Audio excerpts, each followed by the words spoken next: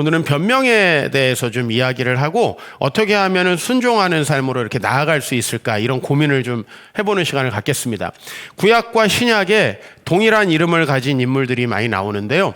그 중에서 이제 유명한 것은 사울이라고 하는 사람입니다. 신약의 사울, 오늘 우리가 사도행전 9장에서 읽었고요. 그 다음에 구약의 사울은 사무엘상 9장에 나옵니다. 그러니까 이게 외우기가 쉽잖아요. 사도행전 9장, 사무엘상 9장. 사도행전 9장에 이 사울은 이스라엘 백성들 예수 믿는다고 엄청 핍박했던 분입니다. 그런데 하나님을 만나서 회개하게 되고 그 다음에 아나니아라고 하는 사람에게 주님께서 이제 말씀하시는 거예요. 직가라고 하는 거리에 가면 사울이라고 하는 사람이 있는데 그가 기도를 하고 있을 것이다 라고 이야기를 해요. 그러면서 이 사람은 내 이름을 위하여 이방인과 임금들과 이스라엘 자손들에게 전하기 위하여 택한 나의 그릇이다. 즉 이제 우리가 사도 바울을 보통 이방인의 사도라고 합니다. 그를 일반적으로는 회심하기 전에는 사울이라고 보통 부르고 그다음에 회심한 이후에 그를 보통 사도 바울이라고 이렇게 우리가 부르는데 그 사람이 이스라엘 백성들을 굉장히 핍박하던 사람이었는데 하나님의 부르심을 따라서 아주 구체적으로 이방인들에게 복음을 전하는 사도가 됩니다. 그리고 구약으로 넘어가면은 사울 왕이라는 인물이 있는데 이 사울 왕은 사무엘상 9장에 보면은 내일 이맘때 베냐민 땅에서 한 사람을 내게로 보내리니 라고 하면서 사무엘이라고 하는 선지자에게 말씀하세요. 아까는 사울에 대해서 누구에게? 아나니아라고 하는 사람에게 말을 하고요. 구약은 사울이라는 사람에 대해서 사무엘이라는 선지자에게 말을 합니다. 그런데 그 사무엘이라는 선지자에게 그에게 기름을 부어서 내 백성 이스라엘의 지도자로 삼아라. 그가 내 백성을 블레셋 사람들의 손에서 구원할 것이다. 이렇게 얘기를 해요. 그러니까 이 두 사람의 이야기를 우리가 읽어보면 이 두 사람이 되게 공통된 굉장히 큰 부르심을 얻었다는 거예요. 우리가 그리스도인이 되면은요, 여러분들이 적어도 아주 구체적으로 뭔가 그냥 내가 지금 내 직업을 고수하면서 또 내가 가정생활을 고수하면서 그냥 교회 좀 열심히 나가는 그런 차원이 아니라 굉장히 엄청나게 내 삶을 변화시키는 차원의 어떤 변화들이 우리에게 있는데 그게 이제 그걸 우리 부르심이라고 얘기하고요. 그 부르심은 보통 자기가 스스로 어느 날 깨닫기보다는 누군가 다른 사람으로부터 주어질 가능성이 많다는 거예요. 우리 한국 선교의 아버지, 한국 사회를 그 정도로 바꾼 사람이 제가 없다고 생각하는 뭐 근대 교육, 의료 다 이분에게서 시작됐죠. 언더우드라고 하는 선교사님. 그 언더우드라는 선교사님도 자기가 대학에 다닐 때에 자기 대학에 중국에서 선교하시는 어떤 선교사님이 어느 날 오셔가지고 채플을 인도하게 돼요. 그 채플에서 조선에 대한 이야기를 하게 되고 그 조선에 대한 비전을 품고 거기를 위해서 기도하고 다른 사람들이 조선에 가기를 바라고 열심히 이 조선에 대한 이야기를 하다가 본인이 이제 한 달 정도 항해를 해가지고 조선에 오게 되죠. 그러니까 공통된 비전이 그리스도인들은 신앙생활을 하다 보면 어느 날 하나님을 뜨겁게 만나는 경험이 있게 되고 그 다음에 이걸 좀 보편적으로 말하자면은 내 삶의 어떤 뭐 직업이 변할 수도 있고 안 변할 수도 있지만 아주 놀라운 구체적인 어떤 부르심들이 있고 그 부르심은 나라는 사람에게 갇혀서 내가 돈 조금 더 벌고 조금 승진하는 차원이 아니라 아예 대단히 놀라운 차원의 변화를 이루는 어떤 그런 부르심이 있어요. 그런데 그런 부르심은 대부분 영적 지도자 어떤 다른 사람으로부터 이렇게 도전이 주어지는 경우가 많다. 이 두 사람은요, 신구약에서 공통적으로 사울이라는 이름을 가지고 있고요. 그 다음에 9장에 처음 나오고요. 그 다음에 그 9장에 나와서 놀라운 비전을 갖고 어떤 다른 사람, 즉 아나니아와 사무엘이라고 하는 선지자에 의해서 그런 도전을 받죠. 저하고 신앙생활을 하면서 이렇게 목회자가 된 제자들이 꽤 많은데 그 중에서 지금 이제 캐나다에서 공부하고 강의를 하고 있는 친구가 하나 있어요. 그분의 이제 아버지가 저의 이제 신학대학원 은사님이세요. 그래서 이제 가끔 찾아뵙는데 그분을 만났더니 너 우리 아들 목회자가 된 거 네가 절반 정도는 책임이 있으니까 잘 신경 쓰라고 그렇게 얘기를 하세요. 그러니까 우리는 그렇게 서로 영향력을 주고받으면서 하나님의 부르심을 받습니다. 근데 우리가 이 두 사람을 그래서 되게 행복한 사람이다. 사실 그리스도인으로서 그냥 우리가 교회 생활 꾸준히 하고 이 공동체에 좀 덕을 끼치고 이 정도만 하고 돌아가셔도 사실은 대단히 이 목사가 장례 예배를 집례할 때 좋아요. 은혜로워요. 뭔가 유족들에게도 할 말이 있어요. 그런데 이 두 사람은 그거보다 훨씬 초월해서 천하만민의 복의 통로라고 할 정도의 어떤 큰 부르심과 비전을 받아요. 그럼 얼마나 행복한 사람이에요. 근데 이 두 사람의 결과, 구약의 사울은 우리가 늘 이렇게 살면 안 된다라고 하는 크리스찬의 모델이고요. 그 다음에 신약의 사울은 이렇게 살면 된다라는 모델이에요. 오늘은 이 두 사람 그동안에 몇 주 동안 이야기했을 때 이분들의 이야기가 나왔었는데 좀 비교를 해보려고 해요. 먼저 첫 번째 우리가 신약의 사울이에요. 이 신약의 사울은 다메섹에 있는 제자들과 함께 며칠을 있으면서 즉시로 회당에서 예수가 하나님의 아들이심을 전파해요. 근데 이게 얼마나 어렵냐면 우리가 예수님을 믿자마자 갑자기 회사에 가서 주 예수를 믿으십시오 막 이러면 사람들의 반응이 어떨 것 같아요? 어려워하겠죠. 우리 책 한 권 읽으면 그게 전부인지 아는 것처럼 교회 가서 뭐 조금 좋았나 보지 뭐 이런 냉소적인 반응일 가능성이 많아요. 근데 더더욱이나 사울은 과거에 뭐 하던 사람이에요? 예수님 핍박하던 사람이에요. 예수님 믿는 사람 죽이던 사람이에요. 그러니까 이 즉시로 회당에서 내가 예수님이 하나님의 아들임을 전파할 때 제일 먼저 심리적인 저항이 굉장히 크죠. 근데 사도 바울은 계속 처음부터 복음을 전합니다. 자, 이제 나중에는 사도 바울이 이제 저 사람이 확실히 개종한 게 맞구나. 저 사람이 정말 예수님의 복음을 전하는 사람이 맞구나. 이 변한 다음에는 환경이 어떻게 변했냐면요. 고린도 후서 6장을 보면은 사도 바울이 이렇게 얘기하는 거예요. 내가 하나님의 일꾼으로 자천하였는데 주로 그가 한 것은 많이 견디는 것, 환난, 궁핍, 고난, 매맞음, 갇힘, 난동, 수고로움, 자지 못함, 먹지 못함 가운데 거하는 일들이 많았다는 거예요. 그죠? 우리들은 그렇게 생각하잖아요. 막 내가 높은 사람이 되고 뭔가 좋은 조건을 갖추면 그때 내가 이렇게 다른 사람들을 돕겠다. 뭐 이렇게 생각하지만 보통은 그렇게 우리가 여유로워지면 딴짓을 하지 이렇게 하지 않습니다. 뭐 그렇게 따지면 한국의 재벌들이 어려운 사람들 조금씩만 도와주면요. 우리나라 청년복지 해결됩니다. 그죠? 삼성이 몇몇 기업들이 청년복지 하면은 해결됩니다. 우리가 해결하려니까 지금 좀 어려운 거죠. 저도 내년부터 우리 20대 청년들 어떻게 좀 더 미래를 잘 설계할 수 있게 할까? 지금 이제 그런 고민을 내년도 예산에 반영하려고 지금 고민하고 있어요. 그러니까 여러분 사실은 어렵고 힘든 가운데에서요. 사도 바울은 하나님의 일꾼으로 자천해서 이 모든 것을 견디면서 하나님의 사도로 우리에게는 세계적인 선교사로 남게 된 거죠. 그죠? 근데 이 사울 왕은 비슷한 결과를 맞이했는데도 불구하고 늘 핑계로 일관했다는 거예요.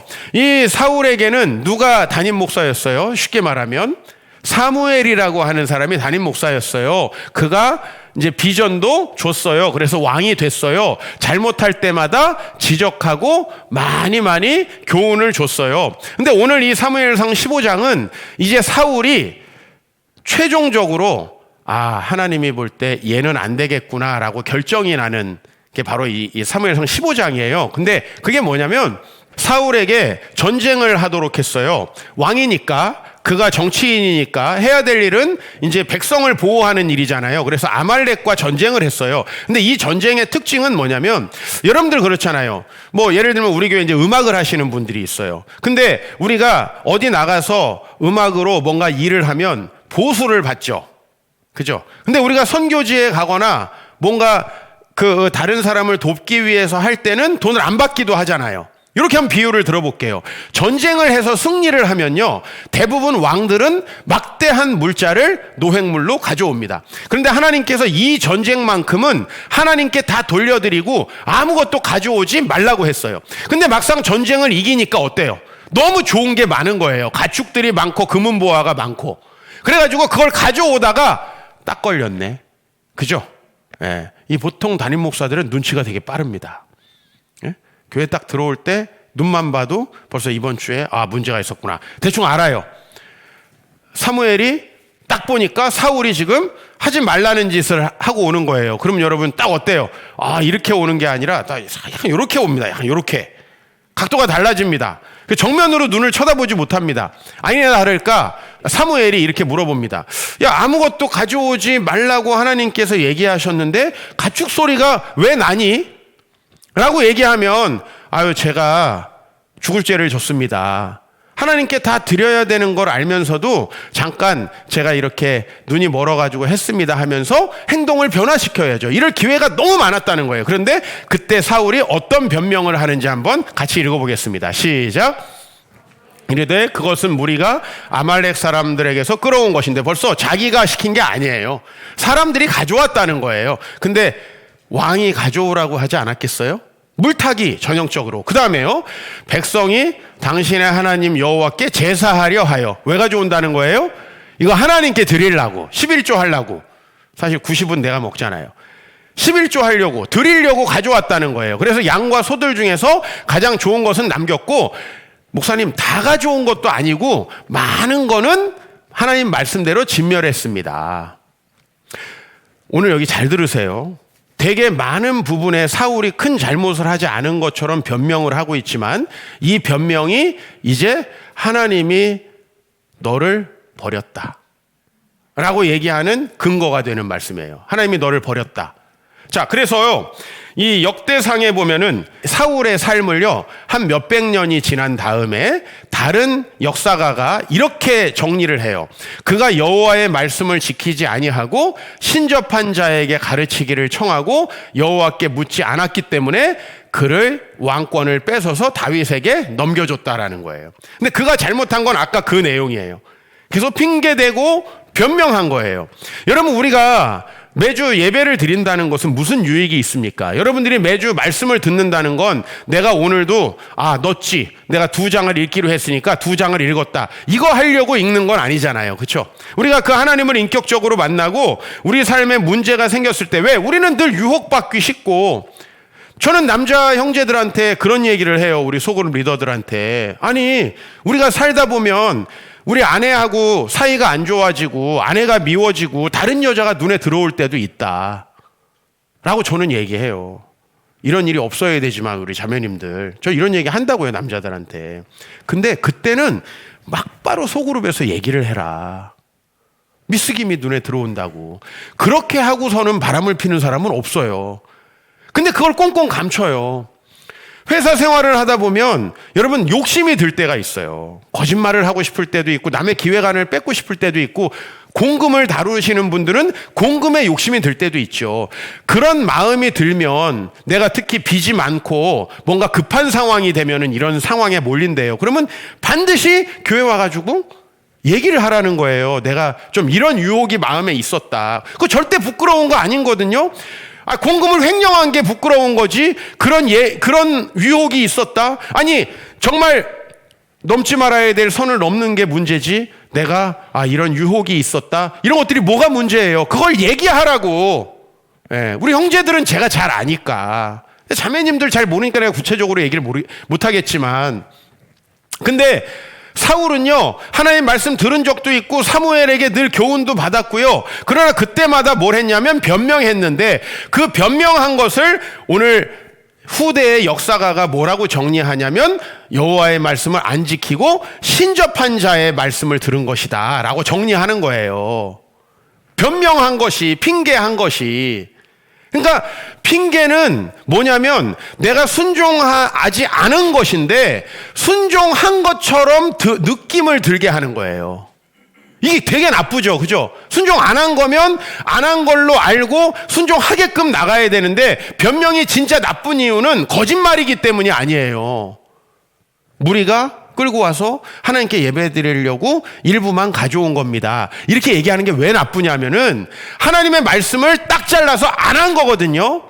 근데 한 것 같은 느낌, 죄책감을 덜어줘요. 그래서 심리학자 프로이트는 우리가 이런 방어 기제를 가지고 있다, 이 방어 기제를 인간은 어느 정도 가지고 있어야지 정신병에 걸리지 않을 수 있다라고 얘기를 했어요. 심리적인 안정을 위해서. 그러나 이것은 잠시의 심리적 안정, 엄발의 오줌 누기를 통해서 내 인생을 통째로 망가뜨리는 것이다 라는 거죠. 그래서 이걸 우리가 스스로 잘 생각을 해봐야 돼요. 그러면 제가 여기쯤에서 생각나는 건 뭐냐면 안나 카레니나 법칙이에요. 전에 한번 여러분에게 소개했는데 한번 따라하면 좋겠어요. 행복한 가정은 모두 엇비슷하고 불행한 가정은 모두 저마다의 이유가 있다. 이게 이제 제렛 다이아몬드라고 총균세라는 저자가 제렛 다이아몬드가 자기가 그 책을 쓸 때 안나 카레니나 법칙으로 가져온 거예요. 즉 잘 되는 나라는요 대체로 다 비슷하다는 거예요. 기후도 다르고 다 다른데 대체로 잘 되는 이유가 비슷하다는 거예요.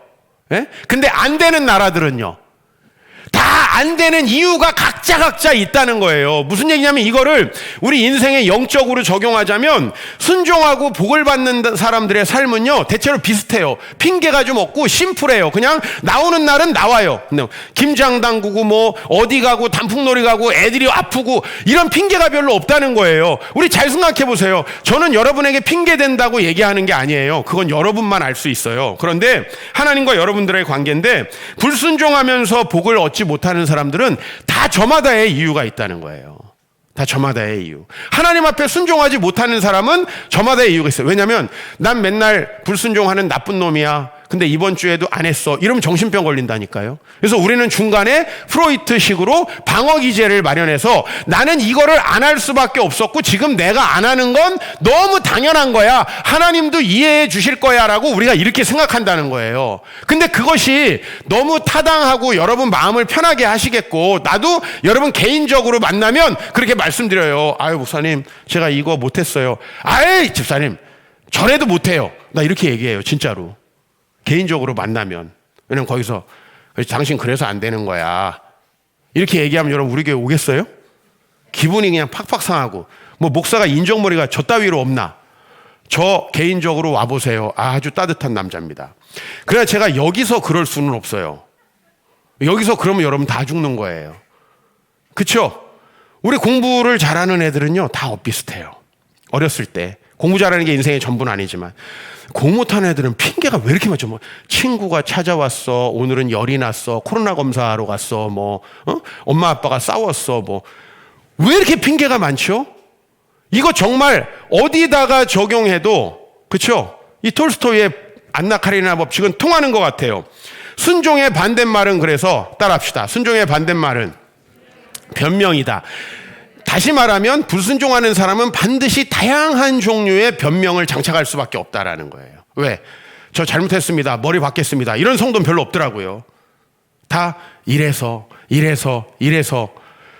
다 맞는 말인데 사울이 그래서 버림받았다는 사실을 꼭 기억하시면 좋겠어요. 그래서 저는 변명 대신에 방법을 찾아보면 좋겠다. 그럼 어떻게 그렇게 할 수 있을까? 제가 이번 주에 참 적절하게 이걸 표현할 방법이 없네 막 이렇게 생각하고 이런저런 책을 보고 자료를 찾다가요 조던 피터슨이라는 사람의 이제 그 책을 만나게 됐어요. 먼저 우리가 그 책을 소개하기 전에 요한복음 10장 말씀을 같이 여러분들하고 읽겠습니다. 예수님이 우리에게 오신 목적, 여러분들이 예수님을 믿는 목적 뭔가 시작. 내가 온 것은 양으로 생명을 얻게 하고 더 풍성히 얻게 하려는 것이라. 다시 한번요. 내가 온 것은 양으로 생명을 얻게 하고 더 풍성히 얻게 하려는 것이라. 즉 여러분이 지금 현재 이렇게 어렵고 무질서하고 하나님 앞에서 비전이 있는 사람으로 살지 못하는 내 처지를 핑계대고 계속 유지하고 고수하고 그렇게 살게 만들려고 주님이 오신 게 아니라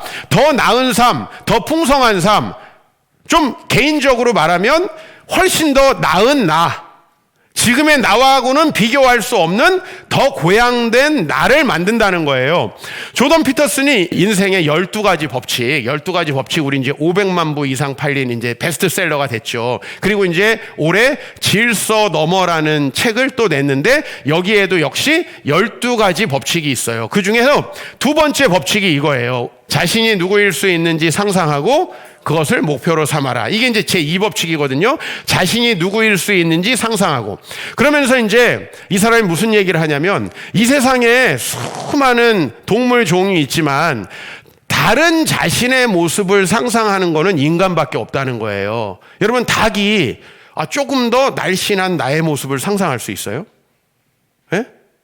조금 더 날렵해가지고 5m 정도 날아갈 수 있는 나를 상상해요, 닭이? 그렇지 않다는 거예요. 예? 좀 더 온순하고, 예? 그 다음에 약한 동물을 배려하는 사자, 이런 거를 사자가 상상할 수 있습니까? 짐승은 본능대로 행동하는 거지 더 나은 자기를 상상할 수 없다는 거예요. 이 더 고양된, 자기가 경험해 보지 못한 것을 상상할 수 있는 능력은 하나님의 형상을 가진 인간만이 가능하다는 거예요. 그러면서 조던 피터슨이, 그러면 내 자신이 누구일 수 있는지를 무엇에 근거해서 상상할 것이냐는 거예요. 지금 이 시대의 청년과 청소년들이 힘든 건 뭐냐면요, 이들은 이제 좋은 대학을 가도 갈 곳이 없어요. 그죠? 그 다음에 연봉을 다 모아도 집을 살 수 없어요. 맞죠? 그죠? 그러니까 이런 세상에서 돌아가는 이야기들을 가지고 있으면요, 미래에 좋은 상상이 됩니까? 안 됩니까? 안 되죠. 자, 그리고 우리들을 한번 생각해 보죠. 앞으로 여러분들 속된 말로 늙는 거 빼놓고 남는 게 뭐 있나요? 예? 지금은 그나마 젊기라도 하죠. 이제 늙는 일 빼놓고 우리가 남는 게 뭐 있나요? 그러니까 우리는 이 좋은 상상을 할 수 없어요. 이 세상을 바라보면. 그런데 이 책에서요, 모든 세상의 심리학자, 예술가, 문학가들이 뽑은 우리 인간이 더 나은 미래를 상상할 수 있는 가장 완벽한 이야기는 출애굽 이야기다 라고 이렇게 이야기를 했어요. 여러분, 제가 다시 한번 제 어린 시절을 생각해 봤어요. 나는 정말 내 친구들 중에 나보다 가난한 사람을 한 번도 본 적이 없거든요. 더 가난한 사람을. 내 친구들 집에 가가지고, 야, 이 집이 우리 집보다 더 못하네. 난 이런 집을 한 번도 가본 적이 없어요. 그런데 왜 제가 그 한계에 갇히지 않았을까? 왜 저는 항상 더 나은 삶 정도가 아니라 천하만민의 복의 통로가 될 수 있다라는 생각을 하고 살았을까라고 생각해보면 이 조던 피터슨의 말이 너무 정확하게 맞는 거예요. 저는 이 현실에 내가 이렇게 살고 있는데 직장이라도 다니면서 진짜 애들한테 풀칠이라도 하게 하는 그런 삶을 살아야 됐다, 이런 생각을 단 한 번도 한 적이 없으니 이거 너무 신기한 거 아닙니까? 너무 신기한 거 아니에요? 그리고 우리 아버지는 더해. 그렇게 용돈 한 번 못 주면서 자식을 키우면서, 종필아, 돈 벌 필요 없어. 가치 있는 일을 하고 살아. 더한 분이에요, 우리 아버지가. 예? 근데 제가 그렇게 하면서 아버지가 가르쳐 주신 이제 출애굽 이야기 조금 더 확장하면 이스라엘 백성을 구원하신 그 이야기, 거기에 매료가 됐던 거예요. 그래서 제 자신의 미래를 거기에다가 기대니까 더 좋은 상상을 할 수 있었고, 여러분, 더 나은 상상을 하는 사람들이 뭐 해요? 노력해요. 덜 피곤해요. 열정이 있어요. 이사야 말씀에 보면은 오직 여호와를 앙망하는 사람은 독수리의 날개치며 올라감 같을 것이요, 소년이라도 넘어지고 자빠지고 장정이라도 피곤하여 넘어지되 오직 여호와를 앙망하는 사람은 새 힘을 얻을 것이다라는 거죠. 여러분, 그게 피곤해서 피곤한 게 아니라는 겁니다. 인간은 자기가 느끼는 거에 대해서. 이번 코로나 때요, 우리 젊은이들은 여지없이 이제 이 코로나가 끝나가는 지점에서 굉장히 상반된 반응을 보이는 거예요. 왜냐하면 코로나 때 너무 좋았던 거야. 왜? 상사가 회식하자 그러면 뭐라 그래요? 코로나. 친구가 놀러 가자 그러면 몰래 놀러 가. 이렇게 해왔거든요. 근데 이제 위드 코로나가 되면 피할 방법이 없다는 거예요. 성도들도 얼마나 좋았어요. 아침에 일어나기 싫은데 안 가면은 어떻게 하면 돼요? 온라인. 사실은 원래 안 오려고 그랬는데, 옛날에는 온라인이 없으니까 안 올 방법이 없었는데 온라인. 그리고서는 놀러 갈 때는 무조건 오프라인. 동해안을 가보면요, 카페에 자리가 없어요. 자리가 없어요. 여러분, 솔직히 맞죠? 제 얘기가. 무슨 얘기냐면요, 저 이거 욕하려고 하는 게 아니에요. 우리 마음이 무엇을 상상하고 있느냐에 따라서 우리는 충분히 안 피곤할 수 있다는 거예요. 여러분들이 친구를 만나서 동해안에 갈 생각을 하면 안 피곤하잖아요. 그죠? 근데 왜 우리는 아이를 보려고 하면 이렇게 피곤한가라는 거예요. 그건 우리 자신의 내면의 문제이지 절대로 객관적으로 여러분이 피곤한 문제가 아니라는 말씀을 드리는 거예요. 그래서 오늘 저는 여러분을 책망하려는 게 아니라 여러분이 지금 만약에 피곤하고 열정이 없고 뭔가 삶에 의욕이 없다면 여러분은 이 상상력이 망가져서 개, 돼지처럼 되어 있는 것이다.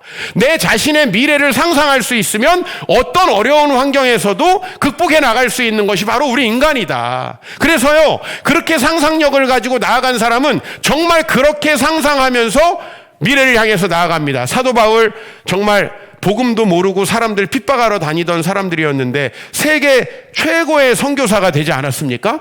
상상할 수 없는 모습으로 자기가 고양되어 있다는 거예요. 그러나 사울 왕은 1, 2년쯤 그렇게 살았어요. 근데 그 다음에는 뭘 생각하냐면 이거 왕권을 저놈이 뺏어가면 어떡하지? 이제 이런 생각이 드는 거예요. 내가 이거 이 자리 못 지키면 어떡하지? 연금 타야 되는데 정년까지 다 버텨야 되는데 이제 이런 생각을 하다 보니까 그 자리를 지키려고 해요. 그리고 당장에 필요한 거 더 챙기려고 해요. 그러니까 하나님 말씀 순종할 수 없고 자꾸 핑계를 대는 겁니다. 짐 퀵이라는 사람의 마지막 몰입이라는 책이 있습니다. 여기에서 좀 비슷한 얘기를 하는데요. 미래에 더 나은 자신을 상상하는 사람은 성장형 마인드셋을 갖는데요. 즉 내가 더 나아질 수 있고 더 성장할 수 있다. 우리 가정은 더 행복해질 수 있고 그리고 우리 자녀들과 나는 더 좋은 관계를 가질 수 있다. 직장에서도 나는 훨씬 더 좋은 리더가 될 수 있다. 이런 성장형. 그럼 성장형 마인드셋을 갖는 사람은 핑계를 댈까요? 안 댈까요? 안 되죠. 어떤 문제에 딱 봉착하면 핑계대지 말고 이 문제에 대한 해결책을 좀 찾아보자 라고 생각하는 거예요. 그러면 인간의 상상력이라는 게 하나님의 말씀과 더불어서 답을 찾는 쪽으로 간다는 거예요. 그래서 이 사람이 이제 무슨 얘기를 하냐면 우리의 잠재력을 망가뜨리는 7가지 거짓말이라는 내용이 있어요. 근데 그 중에서 한 가지가 뭐냐면 실수는 곧 실패다. 이게 고정형 마인드셋을 가진 사람이 갖는 생각이라는 거예요. 따라합시다. 실수는 곧 실패다. 근데 왜 이 생각을 하냐면 자기가 앞으로도 노력하기 싫으니까 과거에 있는 실수가 어차피 난 안 되라고 하는 걸로 해석이 되는 거예요. 어차피 안 돼야지 노력 안 하는 게 앞뒤가 맞지 않습니까? 애들이 아빠 나는 공부해도 어차피 안 돼. 우리 학교에는 전부 다 엄친아들만 있어. 가보면 아니거든요. 근데 어제도 우리 지민이한테 중간고사 잘 봤니? 한 달 전에 봤거든요. 한 달 전에. 근데 이제 이제야 처음으로 물어봤어. 중간고사 잘 봤니? 근데 과학을 못 봤대. 왜 못 봤니? 그랬더니 교과서에 한 번도 못 본 걸 시험에를 냈대. 딴 애들은 어떻게 풀었어? 찍어서 맞췄대. 귀신들이 사는 거죠, 이 학교에는. 그러니까 자기만 신적인 능력이 없고 교회 다니고 목사 아들인데 자기만 신기가 없어. 다른 애들은 찍어서 다 맞췄다는 거야. 지민아, 그건 아무리 생각해도 너 자신의 답변에 문제가 있다. 한번 잘 생각해봐라. 왜 다른 애들은 그걸 다 찍을 수 있었겠니? 대형 학원 다녀서 그런 거 아닐까? 뭐 이런 생각. 여러분, 이게 맞을 수도 있는데요. 난 대형 학원 보낼 능력도 없고 생각도 없어요. 이제 얘는 그렇게 생각해야 편한 거예요. 근데 이 삶은 미래는 없는 거예요. 답을 찾아야죠. 그죠? 여러분, 내가 우리 아들을 지금 교보제로 사용하는데 우리가 이 정도 철이 들어서 그런 생각을 갖고 있다면 이건 정말 심각한 거예요. 대부분 이제 이혼을 결심하고 오는 사람들 특징이 있어요. 우리 남편은 안 바뀐다. 저놈은 나쁜 놈이다. 목사님이 우리 와이프랑 살아봐라. 이제 이런 얘기를 주로 해요. 근데 이게 무슨 얘기냐면 안 된다라고 고정해 놓는 거예요. 나도 모르는 사이에 고정형 마인드셋을 갖는다는 거죠. 그리고 내가 옛날에 이렇게 해도 안 됐잖아. 앞으로도 안 될 거야. 이거 되게 저주 아닌가요? 옛날에 내가 해가 안 됐는데 앞으로도 안 될 거라고 하면 이거 너무 큰 저주 아닌가요? 근데 그 저주를 누구에게 쏟아붓고 있냐면 자기가 자기에게 쏟아붓고 있어요. 그리고 제가 여기서 될 수 있다고 얘기하면 목사님이니까 되는 거지. 하나님이 목사님은 이상하게 도와주대. 난 안 도와주고. 목사님은 찍어도 다 맞아. 이거 우리 이지민인데. 왜 남은 잘 되죠 항상? 그래서 여러분들이 이 핑계를 대고 변명을 하면 더 나은 자신, 내가 성경으로 말하면 생명을 얻게 하고 더 풍성히 얻게 하려는 것이라 라는 것에 도달하지 못한다는 거예요. 이것을 위로해주고 그냥 그렇게 사세요라고 하는 설교자가 얼마나 나쁜 사람이에요, 여러분. 그렇게 살다 죽으세요, 그냥. 이게 얼마나 나쁜 사람이에요. 말은 그렇게 안 하지만. 그래서 저는 그렇게 할 수 없어요. 성장형 마인드셋을 가진 사람의 특징. 실수는 곧 실패라는 말을 믿지 않는다. 실수는 배우는 과정일 뿐이라고 믿는다. 그래서 그 실수를 반복하지 않는다는 거예요. 예? 지금까지의 여러분이 했던 인생의 실수만 반복하면은 여러분은 좋은 사람 고르는 법을 알 거예요. 왜? 여러분의 배우자를 골라봐서 알잖아요. 어떻게 하면 실패하는지. 그렇기 때문에 웃지 마세요. 여기서 웃음 들키는 거예요. 예. 그렇기 때문에 그렇게 안 하기만 하면 되거든. 근데 어차피 난 재수 없어. 이거 봐. 고르고 골랐는데 얘잖아. 이렇게 생각하면 안 된다는 거예요. 그건 실수에 불과하다는 거예요. 그리고 그럼 그 실수는 목사님 어떡합니까? 이제 기도해야죠. 주여 바꿔 주옵소서. 이건 물이 포도주가 되는 기적보다 더 힘든 기적 아닌가요? 예? 물이 포도주는 거기다 포도주 좀 넣어놓으면 발효라도 돼서 맛이라도 나지. 이건 진짜 쉽지 않지만 하나님은 하실 수 있다. 이게 성장형 마인드셋이라는 거죠. 저는 여러분 더 나은 여러분을 위해서 영적 삶을 설계해 가자는 말씀을 지난주에 드렸습니다. 근데 우리가 어떻게 하면 마음이 편하냐면 쟤는 돈이 많잖아. 쟤는 좋은 학교 나왔잖아. 쟤는 주변에 사람이 많잖아. 쟤는 이러이런 엄친하잖아. 우리 이렇게 얘기하면 우리 마음은 되게 편해지지만 하나님의 은혜가 여러분을 바꿀 가능성은 점점 제로에 수렴해 간다는 거예요. 이게 저는 너무 안타까운 거죠.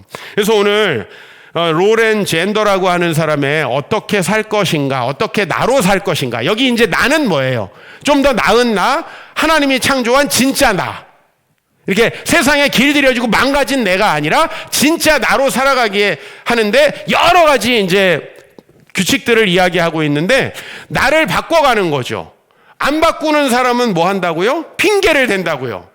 근데 바꿔가는 사람은 어떻게 하는가라고 하는 것 중에서 많은 얘기를 했는데 오늘 그 중에서 제가 3가지만 얘기하는 거예요. 먼저 여러분들이 새롭고 힘든 일을 약속하라는 거예요. 지난주에 제가 여러분들에게 넛지를 드렸는데 여러분들 중에 상당수는 제가 이런 것들을 결심했으니 이제 그것을 앞으로도 하겠습니다 이렇게 했어요. 근데 그거는 여러분의 삶을 못 바꿀 가능성이 많아요.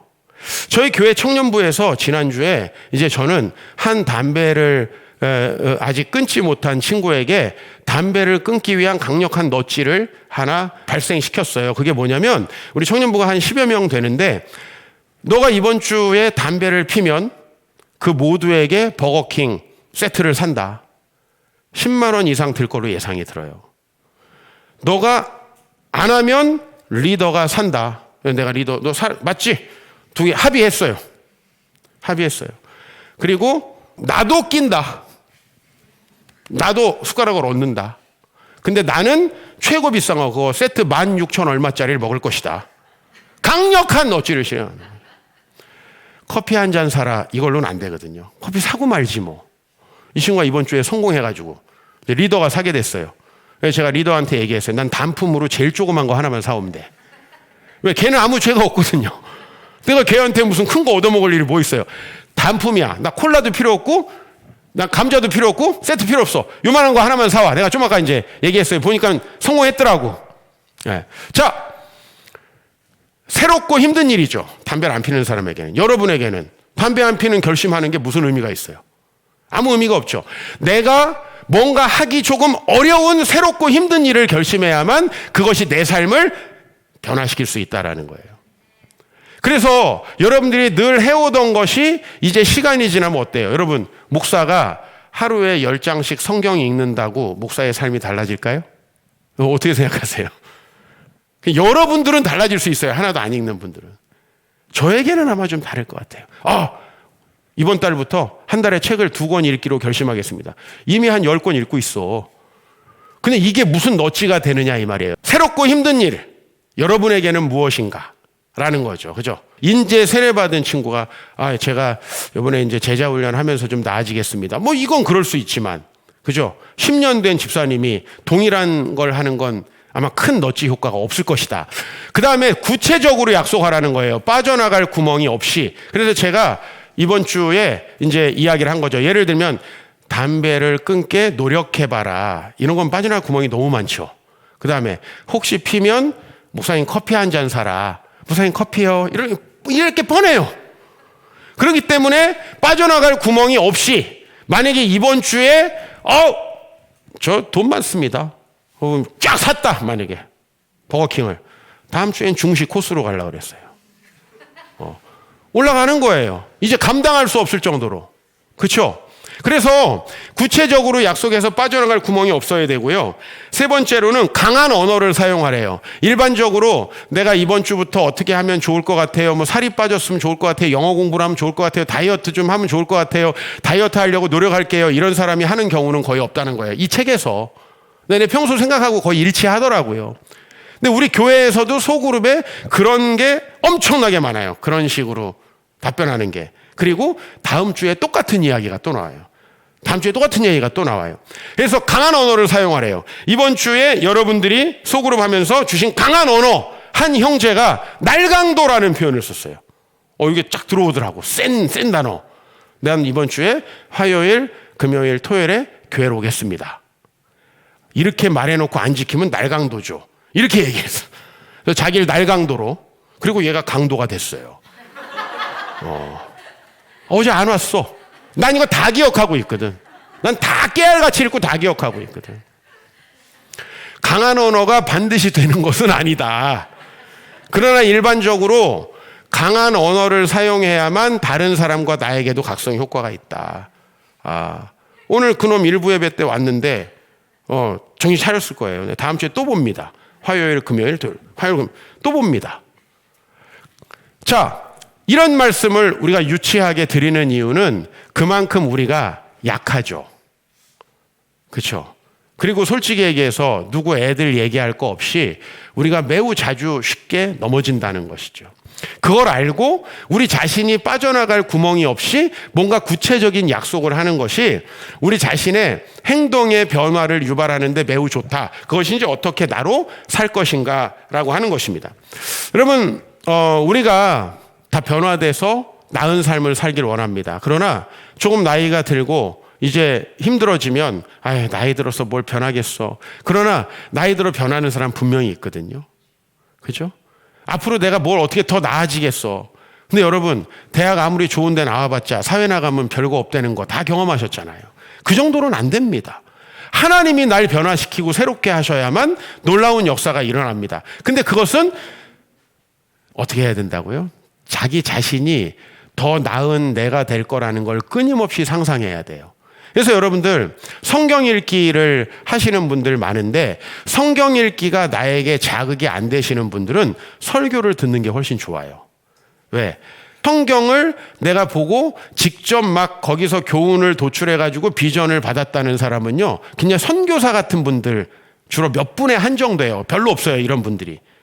언더우드 선교사님도 설교 말씀을 듣다가 그 중국 선교사님에게 이 조선 선교의 비전을 받은 거잖아요. 그래서 훨씬 더 이 구체화되고 현대화된 표현으로 여러분들에게 해주는 그 설교가 제가 아닐 수도 있어요.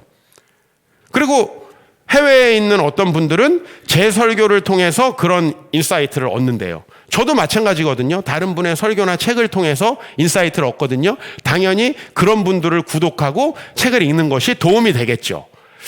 방법이 어떻건 간에 저와 여러분들이 더 나은 삶을 살면 좋겠습니다. 우리가 나이가 들면 우리 꿈이 되게 소박해집니다. 목사님, 그냥 별일 없이 요대로. 근데 하나님은 모세를 80살에 부르셨어요. 결코 우리의 삶이 그렇게 무너질 삶은 아니라는 거예요. 80살에 내가 너를 통해서 이스라엘 백성을 가나안 땅으로 인도할 것이다. 이 어마어마한 비전을 주셨어요. 그러므로 우리가 자꾸 주변 사람들을 보고 나랑 같은 은행 다니는 사람들, 나랑 같이 기업 다니는 사람들, 나랑 같이 일하는 사람들을 보면요, 여러분 답이 안 나와요. 난 잘리지나 말아야겠다. 이런 생각이 우린 든단 말이에요. 근데 여러분 자신을 더 크게 상상할 수 있길 바랍니다. 그것은 여러분이 잘나서가 아니라 주님이 그렇게 해주시기 위해서 우리에게 오셨기 때문입니다. 그래서 제가 다시 어린 시절로 돌아가도 저는 그 말씀을 가지고 살았던 제 어린 시절이 너무 좋습니다. 너무 행복합니다. 그리고 지금도 그 어린 시절을 가끔 상상합니다. 나를 그 어마어마하게 안 좋은 유해 환경, 우리 주변에 그 내 친구들 어머니들이 농약 먹고 자살하시고 이런 분들이 많았습니다. 제 주변에. 정말 뭐 공부는커녕이요. 정말 문제를 일으키는 분들이 많았고 저는 그런 분들과 같이 학교를 다닐 수밖에 없었어요. 왜? 우리 아버지가 그렇게 어렵고 힘든 사람들을 목회하셨기 때문에. 그러나 그 분들의 삶이 저에게 영향을 미칠 수 없었던 이유는 하나님의 말씀, 그죠? 더 나은 나를 상상할 수 있는 이 아브라함과 이스라엘 이야기를 보면서 제 자신이 늘 제 자신의 꿈을 꾸었다는 거죠. 구약이 4분의 3입니다. 성경에. 저희가 하나님 나라 성경 관통을 할 때 구약을 8주하고 신약을 4주만 합니다. 왜 그러냐면 구약에 어마어마한 이야기가 있고 예수님이 우리에게 달성해 줄 그 놀라운 판타스틱한 이야기들이 들어있어요. 그 이야기들을 가지고 우리 주님을 바라보는 것이 너무 소중한 일이고 그래서 제 교재에도 다 그런 식으로 분량이 배치되어 있는 것입니다. 사랑하는 성도 여러분, 더 나은 자신을 상상하기 위해서 뭔가 방법을 찾아보십시오. 그렇지 않으면 또 회사에 잠자다가 늦을 것이고 다음 주에 또 어떤 핑계를 가지고 여러분 못 오시게 될 겁니다. 그러나 하나님의 꿈을 가지신 분들은 핑계가 없습니다. 모든 순종하고 복을 받는 사람은 다 엇비슷합니다. 핑계가 없습니다. 그러나 그렇지 않은 분들은 매주마다 어떻게 그렇게 환상적으로 기도하지 않고 말씀 보지 않는 핑계들을 다채롭게 댈 수 있는지 신기할 정도입니다.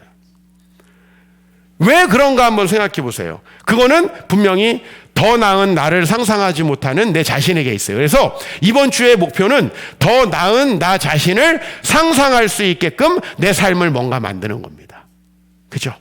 그렇게 여러분들이 그게 말씀을 보는 것일 수도 있고 어떤 경건서적을 읽는 것일 수도 있고 어느 분인가의 말씀을 듣는 것일 수도 있습니다. 그리고 우리 제자훈련과 성경 공부를 하는 일일 수도 있겠죠. 최대한 도와드리겠습니다. 그리고 여러분들 함께 고민해 보시길 바라고요. 무엇보다 그 주님을 묵상할 수 있는 시간이 필요합니다. 그 절대 시간이 필요합니다.